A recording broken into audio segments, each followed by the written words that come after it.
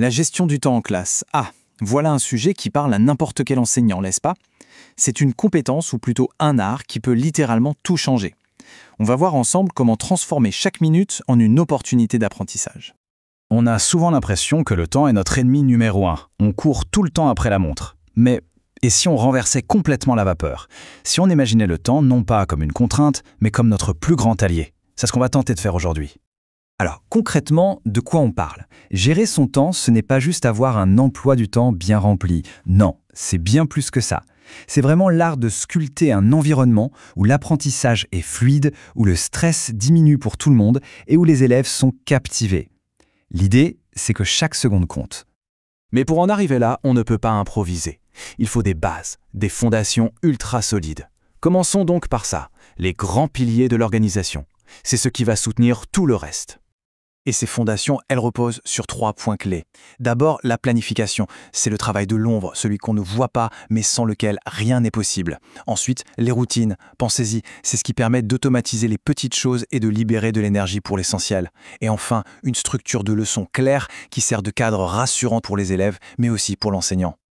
Une bonne structure, ça pourrait ressembler à ça. C'est un plan en 4 étapes, assez classique mais redoutablement efficace.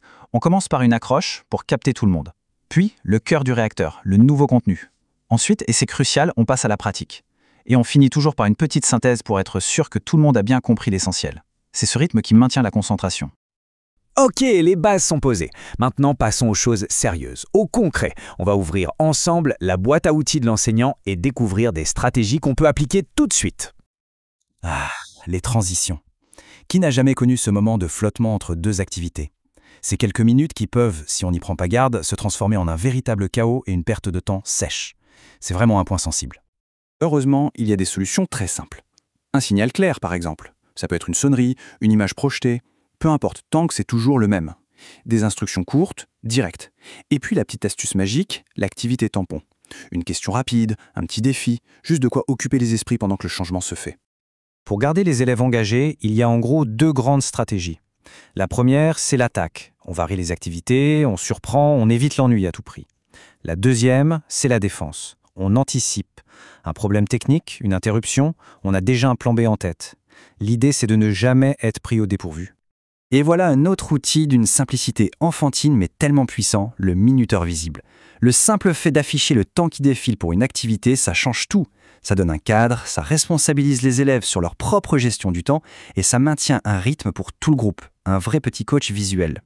Alors oui, mettre tout ça en place, ça demande un effort au début, c'est clair. Mais est-ce que ça en vaut vraiment la peine? Absolument. Voyons ensemble ce qu'on y gagne, concrètement. Ce qu'il faut bien voir, c'est l'effet domino.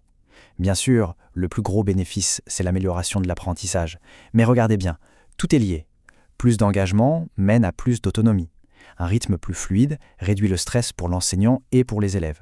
Et tout ça, ça crée un climat de classe beaucoup plus positif. C'est un véritable cercle vertueux. Au final, l'objectif, ce n'est pas de devenir un maniaque du contrôle. Pas du tout. C'est de créer un espace où chaque moment est précieux, où chaque minute est utilisée pour faire grandir les élèves. La vraie question n'est peut-être pas comment gagner du temps, mais plutôt comment faire en sorte que chaque minute soit bien vécue.